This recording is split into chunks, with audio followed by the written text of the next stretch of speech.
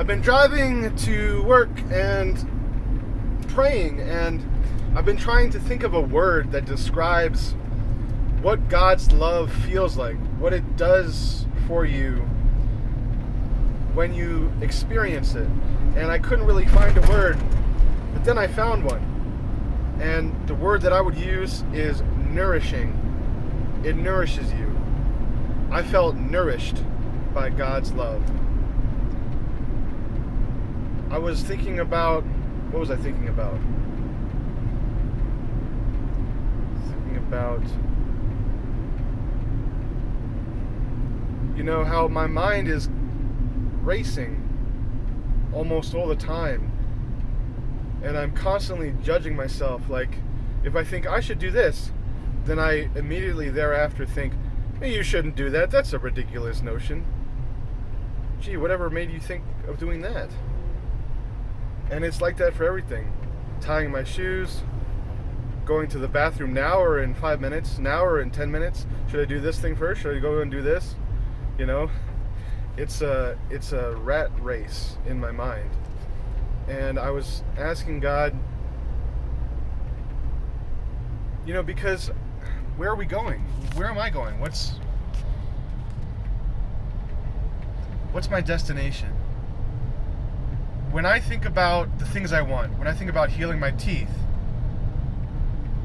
that would be a fine thing indeed if I got that. If I had brand new teeth, an aligned jaw, a good bite, a slight overbite instead of an underbite, that would be an excellent thing. I would be able to eat well, I would smile without feeling any embarrassment. But in the long run, taken as a whole, is that really going to make me happy? Am I going to feel complete with perfect teeth? I could go to the dentist and I could get perfect teeth. I could spend a lot of money and make my smile look really good, make all my false teeth look like real teeth, and then people would be convinced for the most part. And I could bite well, and I could maybe do surgery on my jaw, or maybe just use braces and align my jaw in a better way. And the right side of my jaw is kind of messed up, and I could get that taken care of. But would that really make me happy? What if I had some land, 40 acres, and I had a nice little house on there, and I could meditate, and I can deal with my emotions, and I can I can have peace, and I can not have to worry about someone looking at me funny or feeling strange about me or calling the police on me when I am bashing a punching bag or some other such thing, maybe bashing a dead tree as I've done with a baseball bat, and they don't think I'm crazy because I have complete freedom in my little on my little plot of land. That would be nice. But I try to aspire to thinking of greater things that I could have, and for me, it's easy to fall into natural love things.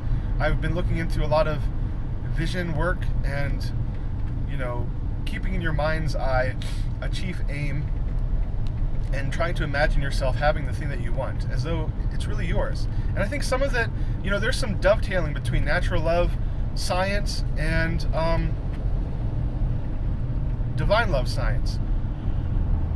They're talking about having faith and taking action to back up your faith, which is part of the divine love path. But the thing that is often neglected is the opportunity to feel God's love, and the speed with which, if you were to engage yourself with God and stay in constant communication with God and make yourself open to truth, so that you may also have love, and of course become humble, so that you may feel and release every emotion that inhibits and hinders you,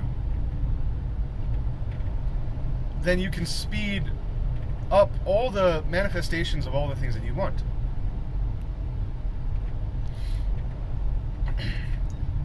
And I'm kind of wrestling with that, and that's what I'm praying about. That's what I'm wondering. God, what can I look forward to? It's hard for me to say what it would be like if I was perfect. I often say, and I'm deflated often when I'm in the world and I talk about my desire to become perfect, and then people say, well, that's just ridiculous, crazy, far out, not worth my time to even consider, you know? But I press doggedly on and I say, well, I still want to become perfect. Just because everyone else thinks it's not possible doesn't mean that I have to think that it's not possible. It's certainly perfectly possible to become perfect. So that's something that I want. And the thing is, how do I have faith in that? Faith is like imagining something that you have as if you already have it. You use the power of your imagination.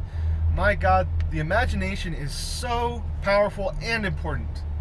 And I think of all the ways that our imagination is dampened and diminished and inhibited. The amount of distractions we put in our path, moment to moment, boggles the mind. It truly boggles the mind. And I would like to know, and I thought about past times where I've received God's love and what that's actually like. And I often feel that you cannot find a word to describe what it's like to experience God's love. But I have found one that I feel like it approximates. Words can never adequately describe a feeling, because feelings are the truest form of communication. Conceivably, what I understand and what I sometimes in fact feel is that we can communicate by feeling. We can impart our feelings and receive the feelings of others. So that could be a kind of heart, rather than mind to mind, it could be a kind of heart to heart. Telecommunication, telepathy. Very cool, very interesting. But if I were to describe a word that approximates the feeling of receiving God's love and what it felt and what it was to me, I would use this word, nourishing. It's nourishing. And it's interesting, when we think of the word nourishing, we might think, whew, we go about our day and we maybe work, maybe play a little hard, and we sweat, and we need to kind of balance the amount of liquid and H2O in our body, and so we think to ourselves, you know what, I could really use a drink right now. And then we go and we get a drink, and it feels really good, because I don't know why, but it feels good. It feels nourishing. And we might feel hungry, or we know that we are typically hungry around this time, and then we start making a nice meal, and then we eat the meal, sitting down and eating it, and we feel good. We feel complete. Boy, that hits the spot, we might say. And we feel nourished. But until you receive God's love, you might not have known how hungry you were for it. Conceivably, you must have some desire and hunger for it to receive it. I think that's part of the science of divine love's reception, but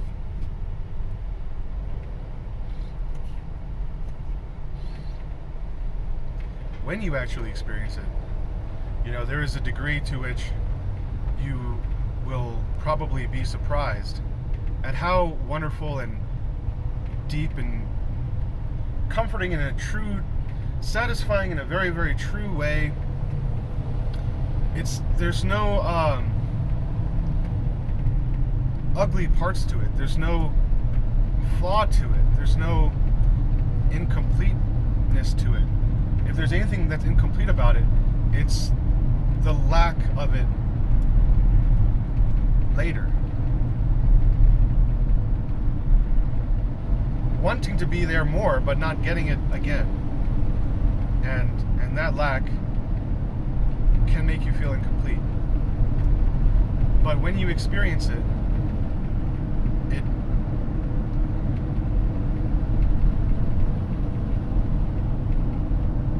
it truly renders your mind, it truly fills you. There's nothing else that I can think of. If I push myself hard enough to think of something else when I'm receiving God's love, I'll probably stop receiving it. The times that I've received it for a longer duration, maybe I remember receiving it once for 15 to 20 minutes once, and that was really remarkable and yeah, really cool.